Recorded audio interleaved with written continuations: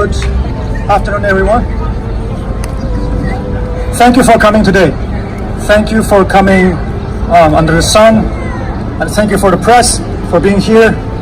For the people who have no voice, thank you for the brothers and sisters coming from Canada. Thank you so much. So I wish, today is a beautiful day, right? I wish we're here to celebrate Cherry Blossom Festival. I wish today we're here to celebrate the spring after the cold winter. I wish we are today here for celebrating lightness after the darkness. But unfortunately, we're here to talk about the concentration camp of the 21st century. We said never again after Holocaust. But yes, it's happening.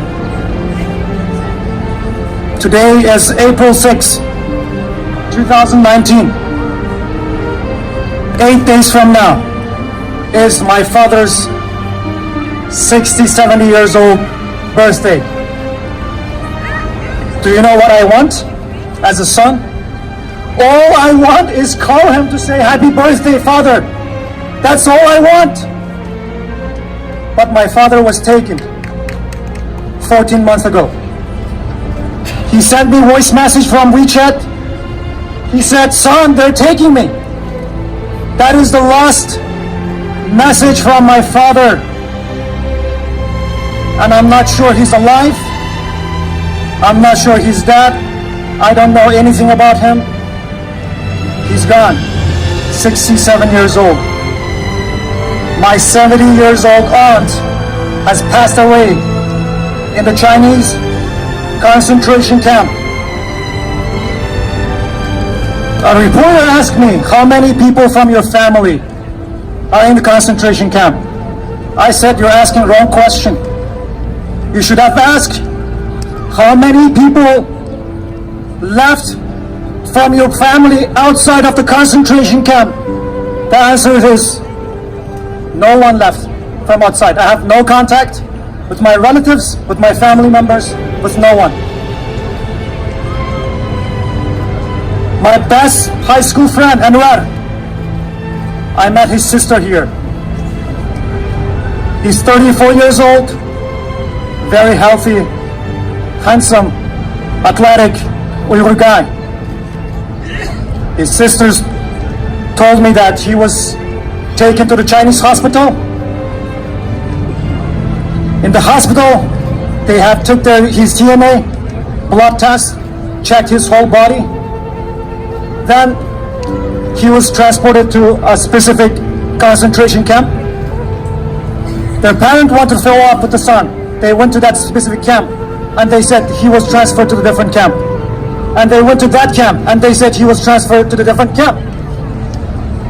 So they have lost connection. They have lost the track for his healthy son. China, I am asking you, did you harvest my friend's organ? Where is my high school best friend, Anwar? Where is he? Guys, today we are here. We're not here to showing weakness. China want to erase us from the map because we're Uyghur.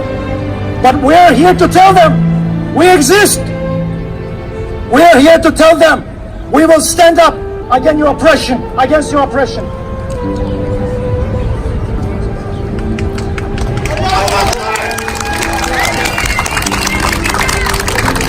I would like to share my thoughts, guys. We are, if anyone here belongs to any Abrahamic religion, you know Pharaoh, you know Moses. Moses did not kill Pharaoh. All Moses wanted was save his people. What happened to Pharaoh? He happily jumped into the ocean himself. And I see same pattern in Xi Jinping.